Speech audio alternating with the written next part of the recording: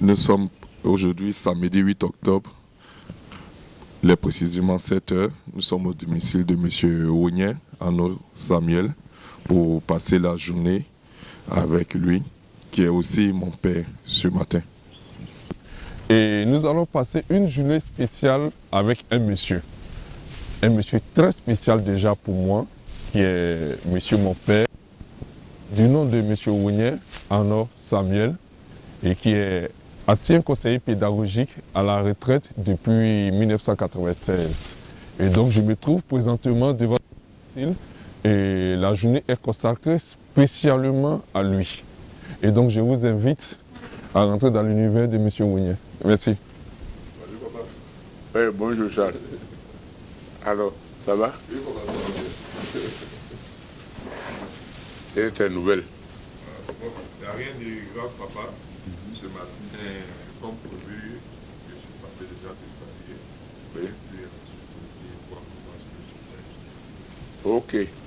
Bon, mais comme tu le vois, ça va bien. Donc ce matin, je prends mon petit déjeuner avant de vaquer à mes occupations quotidiennes, parce que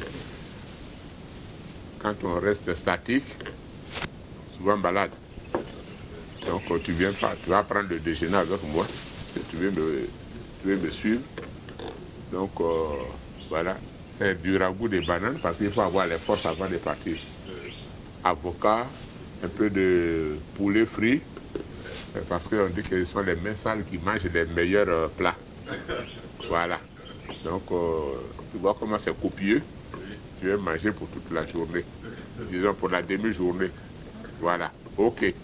Donc j'ai un peu d'avocat. Tu vois plein d'avocatiers chez moi là. Donc j'ai un peu d'avocat, un peu de poulet frit. Et c'est ce que je vais manger pour mon petit déjeuner. Oui. Papa, mais pourquoi le choix de ce plat-là spécialement? Mais ce plat-là, parce que ça donne un peu plus de force. Parce que c'est le travail physique, ce n'est pas comme le travail intellectuel, ça épuise bien sûr, donc ça demande beaucoup plus de vigueur. Donc il faut prendre quelque chose de consistant. Voilà. Le soir, au moins, on mange léger. Mais nous, le matin, il faut bien manger pour affronter la journée. Et je vois que l'huile que tu utilises, c'est vraiment spécial. Oui, ça c'est de l'huile de tournesol. À cet âge-là, il faut faire attention à tout ce qu'on mange. Voilà. Donc j'utilise depuis lors l'huile de tournesol qui est un peu plus légère que notre huile de palme. Voilà.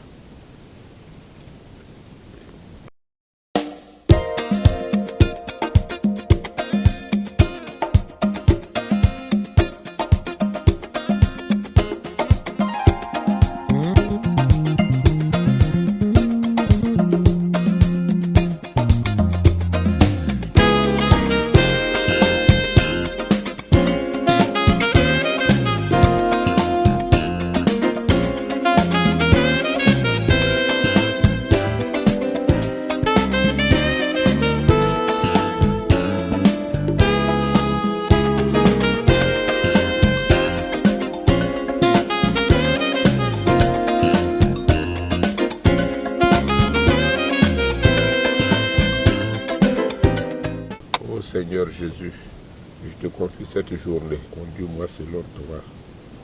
Fais en sorte que ma journée soit bien remplie. Je m'en vais pour mes occupations quotidiennes. Fais en sorte que cette journée me réussisse. Au nom du Seigneur Jésus. Amen.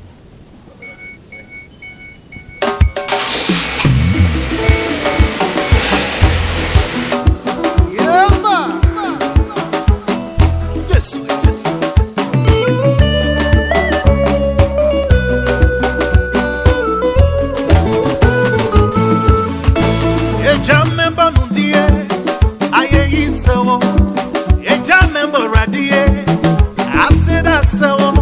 Eja member nundie,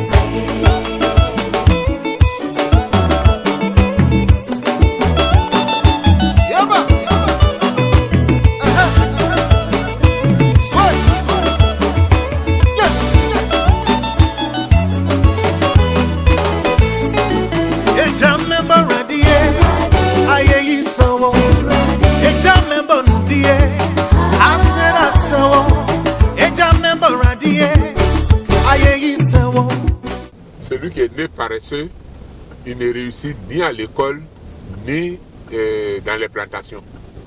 Il faut être courageux pour réussir à l'école. Et il faut être courageux pour réussir dans les plantations. Ah, d'accord. Maintenant, papa, tu me parlais des écritures là, à l'école. Oui, mais l'écriture, nous, on écrivait avec la plume. Maintenant, avec les pics, il n'y a plus de déliés, il n'y a plus de pleins et autres. Tout est uniforme. Sinon, nous, on écrivait à la plume.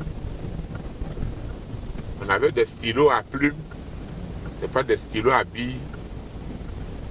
Tu vois, c'est différent. Là. Oui, c'est différent par rapport à nous, les élèves de maintenant. Non, mais c'était beau, les écritures. Hein. C'était vraiment beau. Les dessins aussi, tout ça, c'était vraiment beau. Quand même, ça date de longtemps, ce cahier-là. C'était en quelle année?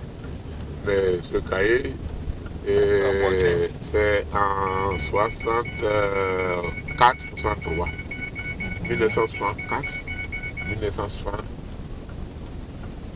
1963, 1964. Wow. Là, ce moment, tu étais en quelle classe? Je sais pas. Disons, je ne me rappelle pas, mais j'étais en 63, j'étais en 3e. Or, ce cahier-là, je crois que c'est le cahier de 3e ou bien de 4e. Bon, quand on sera là, vous allez voir l'année scolaire dessus, ce qui est chose. Eh bien, c'est russe. C'est russe. Le nom résonne russe. Quand même, au retour, on fait juste un petit tour ici. Papa va nous présenter le caveau familial. Je m'arrête. À gauche. Non, je m'arrête alors. Non, non, papa, non, au retour. Tu vois à gauche là. Voilà. Tu vois la petite maison là. C'est ça qui est le caveau familial. L'entrée du cimetière, même, tout est cassé par les accidents. Voilà le caveau où j'ai enterré mon papa et ma maman. Ici, c'est le caveau de M. Amitié, le premier maire de Bonois. Ouais, juste à côté.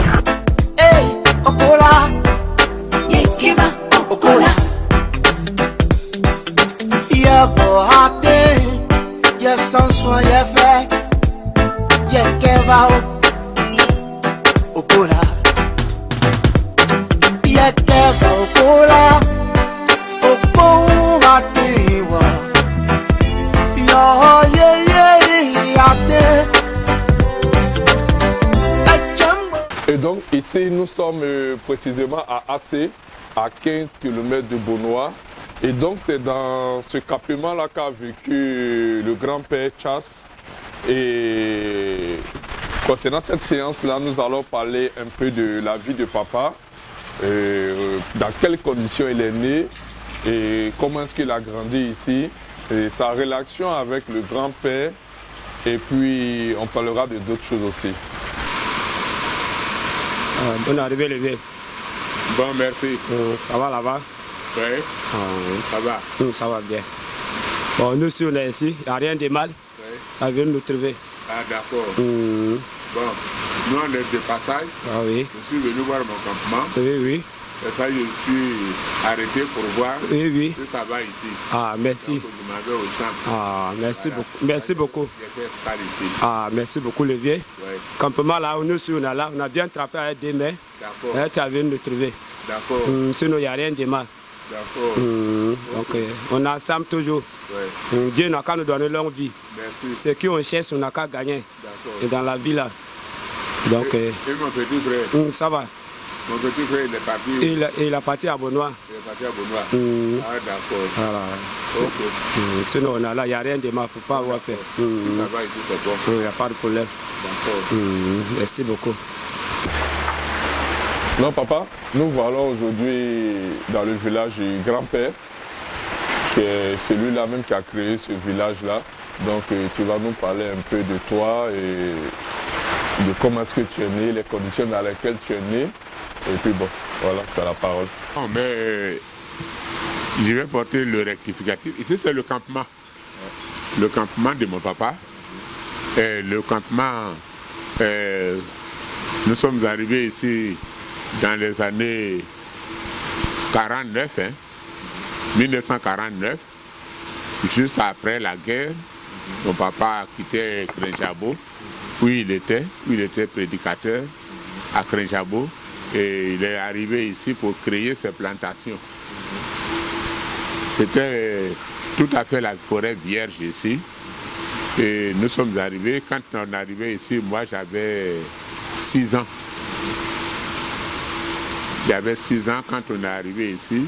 Et mon papa a commencé à créer ses plantations. Il y avait mon petit, il y avait mon grand frère, il y avait mes soeurs. Tout le monde était là dans ce campement. Mais il faut se dire que le campement même a été transféré ici. Parce que nous étions dans un autre campement, un peu à quelques 500 mètres d'ici. Et après, on s'est rapproché de la grande voie à Abidjan, à Boisseau. Donc nous avons grandi ici, auprès de papa. Et un an après, je suis parti à l'école. J'ai été mis à l'école. Et mes frères sont restés, mon grand frère est resté, ma grande soeur, personne n'a été à l'école. Bien que je sois le 6e enfant de papa et de maman. 6e enfant, avant moi, personne n'a été à l'école. Donc moi, je peux dire que j'ai eu la chance d'être mis à l'école. Et je suis allé à l'école en 1951. J'étais au CP1 et j'ai évolué. Chaque fois qu'il y a les vacances, nous on vient, on se retrouve ici dans le campement avec mes frères, mes soeurs et mon papa.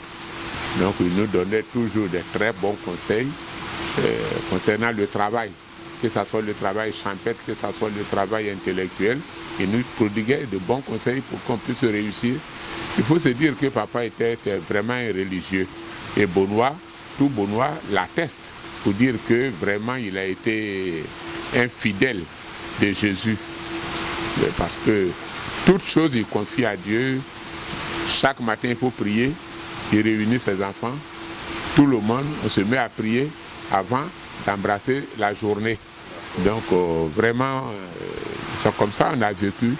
Et chaque vacances, je reviens et je m'habitue petit à petit aux travaux champêtres. Et c'est ainsi que moi, à cet âge-là, je continue d'aller au champ parce que je suis habitué à travailler dans les champs avec mon papa, avec mes frères et autres, etc. etc. C'est une passion, c'est devenu maintenant une passion pour moi. Voilà ce que je peux dire un peu en substance de ce campement. Le campement, effectivement, a été transformé parce qu'avant, on partait puiser de l'eau de l'autre côté, dans un puits, mais maintenant nous avons l'eau courante ici. Nous avons l'eau courante, nous avons l'électricité et autres. Donc il faut se dire qu'il y a eu une innovation. Voilà ce que je peux dire en substance concernant le campement. Donc papa, tu me disais dans le temps que tu es né dans les conditions difficiles et que tu n'as pas été nourri au sein maternel. Est-ce que tu peux nous expliquer un peu ce qui s'est passé à ce temps-là? À ce temps-là, nous étions en pleine guerre en 1942, à la Deuxième Guerre mondiale. Donc je suis né en 1942 et à ma naissance, ma maman, qui était censée me donner son lait maternel, avait les 2 seins enflés. Donc elle ne pouvait pas me donner ce lait-là. Et si bien qu'elle est partie dans un campement pour se faire traiter. Et moi, je suis resté avec ma grande sœur Elisabeth et mon papa et mon grand frère Abraham. Donc Abraham partait avec ma grande sœur couper de la canne à sucre. Il venait broyer cette canne à sucre-là pour extraire le jus de la canne à sucre et mélanger à la farine de maïs, on me donnait à boire et c'était tout. Parce qu'en guerre, pendant la Grande Guerre, il n'y avait pas de sucre qui venait d'Europe. D'ailleurs, quand le sucre vient, c'est sous forme de cône, forme conique qui arrivait, et c'est dans les grands magasins qu'on trouvait ça. Or, nous ici à Bonois, et surtout dans les campements reculés comme Krenjabo et autres, on ne pouvait pas avoir ce sucre. Donc, j'étais nourri à la canne à sucre et puis à la farine de maïs jusqu'à ce que j'arrête, enfin jusqu'à l'âge d'être sévré de lait. Voilà, donc je n'ai pas connu le lait maternel, si bien qu'actuellement le lait maternel ne me dit, j'ai dit le lait maternel, tout lait ne me disait absolument rien. Je ne prends pas de lait. Et donc là, on parlera de ton premier miracle. Et donc, il sait qu'il y a eu d'autres miracles qui ont survécu encore dans ta vie. Donc, tu peux nous parler encore de ces autres miracles-là. Et pourquoi est-ce que Pépé a décidé que ce soit toi qui aille à l'école, mais pas tes autres frères? Pour la petite anecdote, mon papa a bien voulu me mettre à l'école parce qu'il a dit que si je suis né dans ces conditions-là, que je ne suis pas mort, il faut que j'aille. Il faut que je continue de souffrir parce que lui-même a fait les études au Ghana avant de revenir en Côte d'Ivoire pour être prédicateur. Parce qu'au moment du travail forcé, il a demandé la permission à sa maman et lui, il s'est déporté au Ghana. Et au Ghana, il a fait ses études. Et après l'obtention de son certificat, son premier certificat d'études au Ghana, il est revenu comme prédicateur et c'est ainsi qu'il a été affecté à Krenjabo pour être prédicateur là-bas. C'est là-bas que nous sommes nés.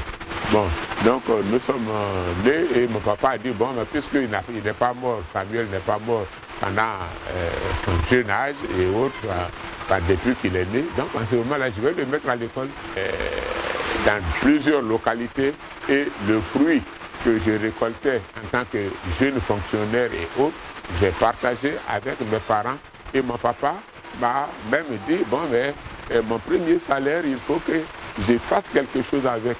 Et avec mon premier salaire, j'ai bâti une maison où mon papa a dormi pendant ces vieux jours. Voilà. Concernant la maison, on aura l'occasion de revenir là-dessus.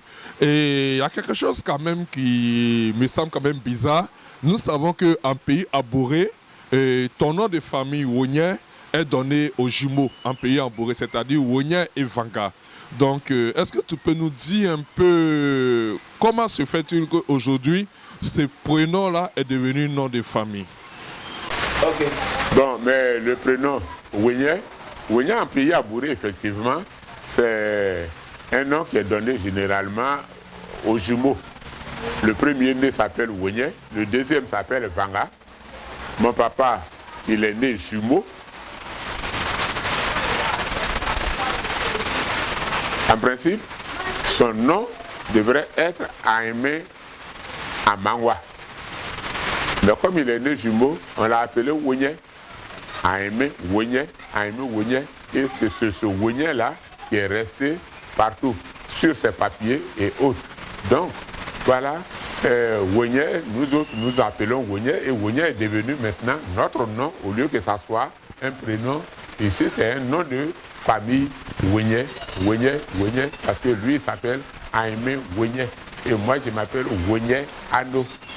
Et j'ai voulu préserver ce nom-là de Wonye, et j'ai donné ce nom Wonye à tous mes enfants. Donc mes enfants s'appellent Wonye ceci, Wonye cela, Wonye. Et voilà comment ça continue. Donc c'est un peu dit de Wonye.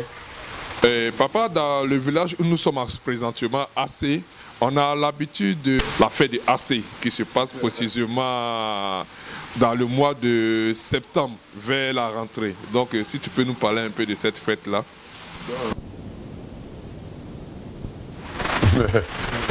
AC, effectivement, c'est pas dans le mois de septembre, parce que c'est après, quand nos enfants sont partis à l'école, qu'on fait les fêtes en septembre.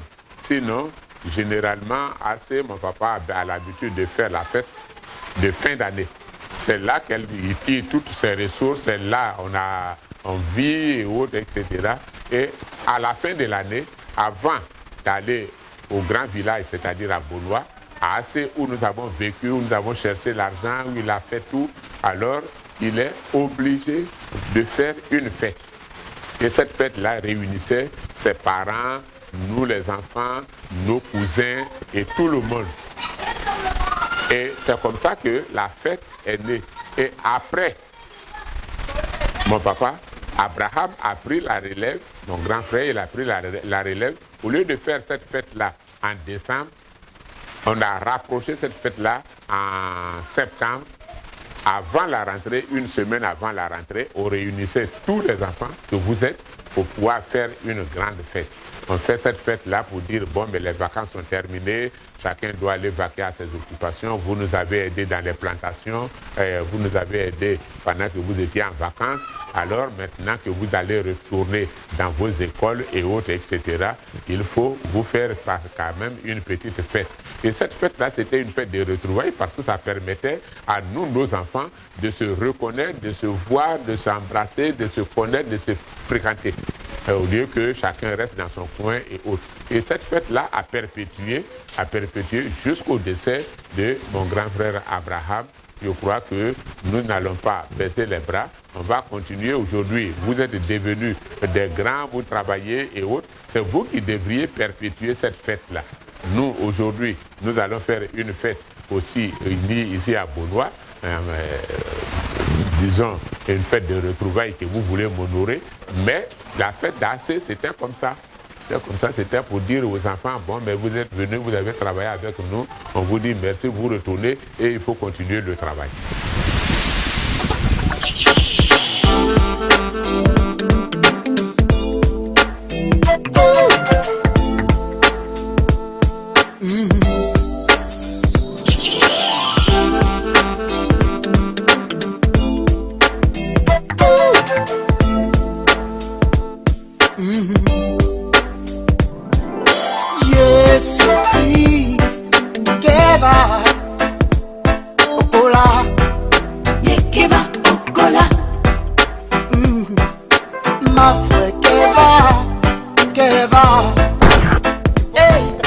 Donc, lui, il saigne ici aussi.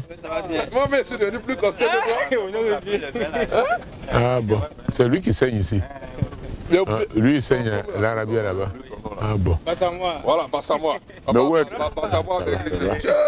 Mais où est la chose? L'autre qui saigne à Korokola. Ah bon. Ah d'accord. Ça va ici? Ah d'accord. Tu es au champ là-bas? D'accord. Mais je vais essayer de voir aussi. Parce que le noir n'est pas bon. Donc je vais essayer de voir quelqu'un qui va venir contrôler le champ là. Voir pourquoi les arbres là, ça commence à faire comme ça.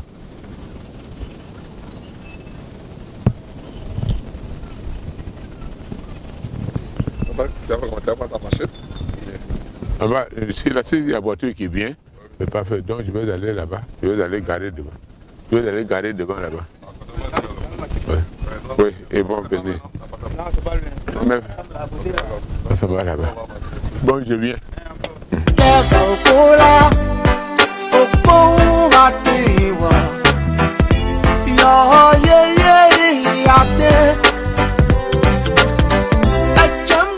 Ok, papa, actuellement nous nous trouvons précisément à Kaouklo Limite, dans tes plantations, et nous allons parler un peu plus de l'agriculture. Donc j'aimerais savoir, avant tu étais fonctionnaire et aujourd'hui tu t'es lancé dans l'agriculture. Quelles ont été ses motivations et quelle est l'origine même de la création de ces plantations-là? Bon, ben écoute, les plantations, moi j'ai toujours aimé la nature. Tu sais, tout à l'heure je disais que mon papa nous a appris quand pendant les vacances nous venions en vacances. Bon, on travaillait dans les plantations avec notre papa, notre grand frère et autres. Donc ça nous a motivés et nous avons aimé la nature. Et c'est ainsi que après la fonction publique, moi je me suis lancé dans la création des plantations. Et j'ai commencé à créer mes plantations, disons, avant même que je ne prenne la retraite. J'ai commencé à créer mes plantations depuis 2009. Depuis 2009, j'ai créé ma première plantation de palmiers dans une autre zone. Et à ma retraite, j'ai continué à planter, si bien qu'aujourd'hui, j'ai plusieurs plantations sur plusieurs zones qui me donnent satisfaction. Voilà, parce que la nature ne trahit pas. La plantation surtout ne trahit pas. Si vous entretenez bien votre plantation et que vous y mettez le soin nécessaire, bon, mais écoute, vous tirez profit. Voilà. Donc on va encore revenir sur ce sujet-là. Comme je le disais, Bonois a été toujours la capitale de l'ananas. Mais pourquoi est-ce que tu t'es pas intéressé plutôt à la culture de l'ananas, mais tu as pris pour option palmier à huile et puis l'EVA? Bon, mais l'ananas, moi je n'aime pas travailler au soleil. Parce que le travail de l'ananas demande beaucoup plus d'efforts et il faut être chaque fois dans les plantations de l'ananas. Et il faut travailler au soleil. Or, moi, je n'aime pas travailler au soleil. Vous voyez, ici, c'est bien abrité, que ce soit le palmier à huile ou alors les VA. Bon, mais là, on travaille à l'ombre. On travaille à l'ombre et ça fait bien de travailler à l'ombre. Et c'est une culture pérenne. C'est une culture pérenne une fois qu'on travaille, alors que l'ananas, une fois que vous avez fini de récolter l'ananas, il faut encore recommencer. Moi, je n'aime pas le travail à recommencement. D'accord. Donc, je disais que les plantations, j'ai commencé à les créer depuis longtemps, avant même que je ne prenne la retraite. Et dès que j'ai pris ma retraite, j'ai encore intensifié mon travail pour pouvoir gagner beaucoup plus.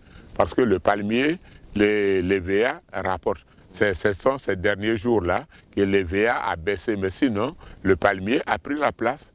Donc j'aime bien travailler dans les palmiers à huile. Une fois qu'on sort du palmier à huile, bon, mais écoute, on a de l'huile, on a les sous-produits du palmier et autres. Bon, le palmier rapporte, c'est de l'or en quelque sorte pour nous ici. Donc voilà pourquoi je me suis intéressé au palmier à huile et puis un peu à l'EVA. Voilà, à l'EVA culture. Donc il faut bosser, il faut travailler. Donc papa, nous allons toujours continuer. Dites-nous un peu le secret. Comment est-ce que tu arrives toujours à avoir de la production? Parce que les plantations grandissent. Arrivé un moment, il faut abattre. Il faut régénérer. Il faut régénérer les plantations. Donc quelle est la stratégie que tu mets en place pour toujours avoir de la production dans tes plantations? Le palmier a une durée de vie. En principe, c'est 25 ans. Une fois que vous plantez le palmier, à 25 ans, vous devez régénérer ça. Bon, mais moi, au bout de 17 ans, 18 ans, le palmier continue de donner, bien sûr, mais pas assez. Donc moi, j'ai fait tomber mes palmiers et je régénère mes champs, mes plantations et autres. Au jour d'aujourd'hui, j'ai régénéré d'autres plantations. Ici, dans cette plantation, par exemple, au bout de 6 ans, 7 ans, je vais encore régénérer cette plantation que vous voyez ici. Et parce que cette plantation a été créée en 2012. Okay. En 2012. Aujourd'hui, ça fait combien? Ça fait 10 ans. Oui, ça fait 10 ans. Ça fait 10 ans. Donc dans 7 ans, je ferai tomber ces palmiers-là et puis je vais régénérer. Voilà. C'est comme ça pour pouvoir avoir toujours la production. Mais il faut se dire que je suis en partenariat avec Solevo, la société Solevo qui produit de l'engrais. Aujourd'hui, l'engrais coûte très cher, mais chaque année, je fais l'effort de prendre de l'engrais sur toutes mes plantations pour que la production suive. Parce que nos terres sont devenues vieillissantes. Si vous n'apportez pas de l'engrais pour enrichir le sol, mais vous n'allez pas avoir la production escomptée. Or, si vous mettez suffisamment d'engrais, 2 fois l'engrais dans l'année, mais vous allez avoir la production qui va vous donner satisfaction. Okay. Donc papa, nous allons toujours continuer dans le domaine de l'agriculture. Aujourd'hui, les jeunes qui ne connaissent pas l'agriculture, quels conseils tu peux leur donner, ceux qui souhaitent vraiment investir dans l'agriculture? Mais il faut se dire qu'il faut avoir d'abord une terre. Parce qu'aujourd'hui, avoir le droit de propriété est devenu rare. Moi, ici, sur cette plantation, nous avons fait certains papiers.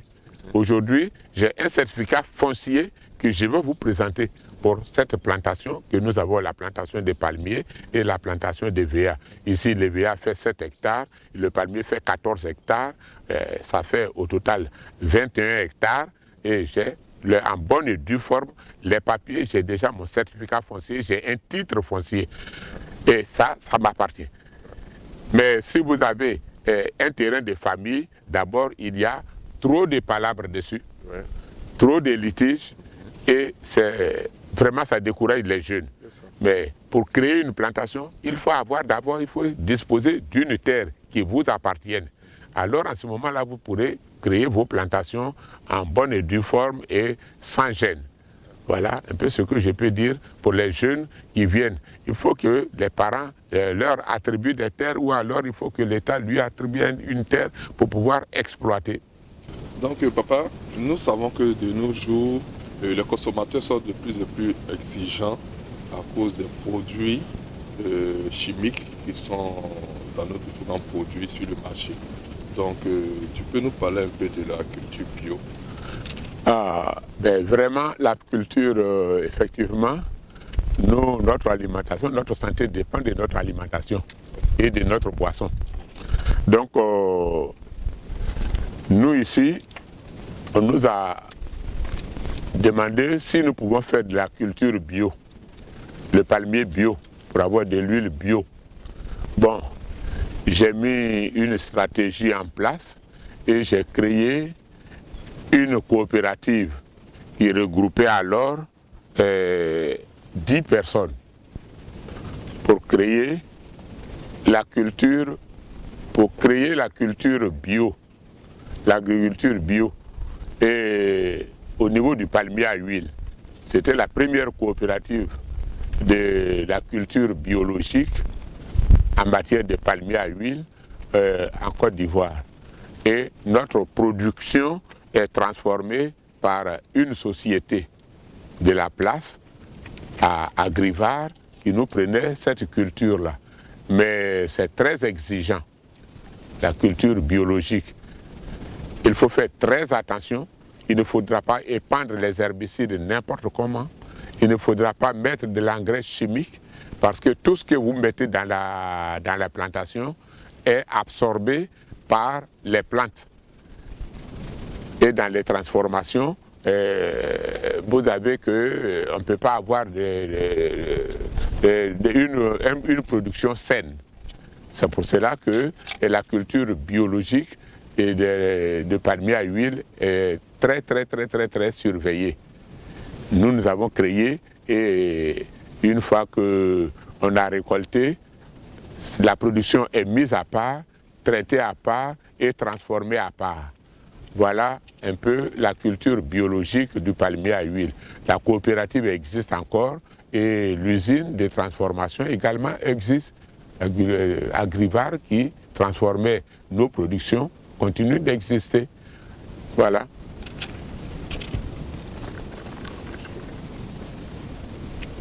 Ok papa, donc nous savons que pour 21 hectares, il faut du personnel. Et donc comment se passent tes relations avec les différents travailleurs? Bon, vous avez à côté de moi ici. Ouais. Eh bien, passe à moi. Voilà. C'est le premier qui est sur les plantations. Ouais. C'est lui qui surveille les plantations pour éviter les vols. Parce que ces temps qui courent là, que ce soit dans les palmiers, que ce soit dans les véhicultures, il y a toujours des voleurs. Lui, il est là nuit et jour pour surveiller les plantations. À côté de lui, il y a d'autres travailleurs. J'ai 4 seigneurs pour les VA et puis j'ai 4 également personnels pour récolter les régimes de palme. Et chaque année, on est obligé de faire, chaque jour, on fait le tour des plantations. Parce que j'ai plusieurs plantations que j'exploite. Au niveau du palmier, j'ai au total une 60aine d'hectares. Et puis au niveau des lévéacultures, nous avons également une dizaine, sinon une 15aine d'hectares. Donc il faut du personnel. Et ce personnel-là, il faut vraiment les entretenir, faire en sorte qu'ils soient fidèles à vous. Donc c'est ce que nous faisons, nous efforçons de faire. Chaque mois, chacun a sa part qui lui revient. Voilà un peu comment nous travaillons avec les gens sur place, les travailleurs sur place. Ils sont là, ils sont très courageux et tout à l'heure, quand vous allez les voir, ils sont très contents de nous voir ici en plantation. D'accord, maintenant papa, dites-moi, l'estimation en termes de tonnage au niveau des récoltes des palmiers à huile et puis celui de l'EVA culture, on peut estimer ça varie d'un mois à l'autre. Et puis bon, globalement, au niveau du palmier, en bonne production, j'estime ça autour de 80 à 100 tonnes palmiers. Et puis au niveau de l'EVA, pour toutes les plantations et autres, on estime ça autour de 8 tonnes. Donc, maintenant, j'ai remarqué que pour d'autres planteurs, pour le transport de leur production, ils préfèrent louer les camions Kia. Mais pourquoi est-ce que tu as choisi l'option de l'achat des camions Kia pour le côté logistique? Mais c'est facile, parce que les travailleurs ont besoin de se déplacer. Il faut les transporter pour aller faire la récolte. Et puis, s'il faut louer un camion pour aller les déposer d'abord, qu'ils finissent la récolte, et puis après louer un autre camion pour aller prendre la production, je crois que c'est fastidieux. C'est ainsi que moi, j'ai choisi d'avoir un camion. Bientôt, j'aurai même 2 camions pour transporter mes productions chaque fois que besoin se fera sentir.